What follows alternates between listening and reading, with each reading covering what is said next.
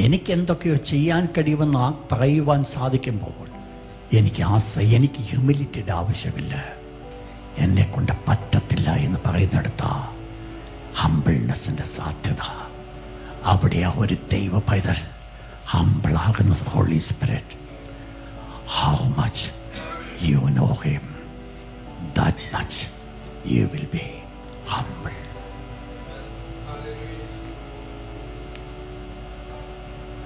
എത്രത്തോളം അവനെ അറിയുമോ അത്രത്തോളം നീ താഴ്മയുള്ളവരായിരിക്കും.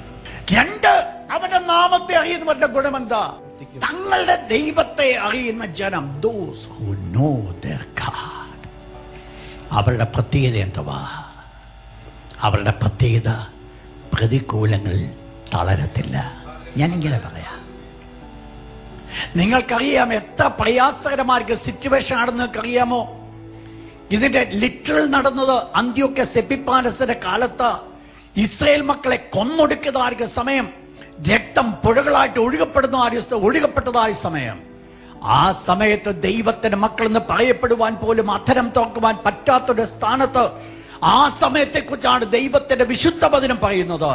ആ സമയവും ദൈവത്തിന്റെ നാമം അധരങ്ങൾ കൂടി എടുക്കപ്പെട്ടതുണ്ട്.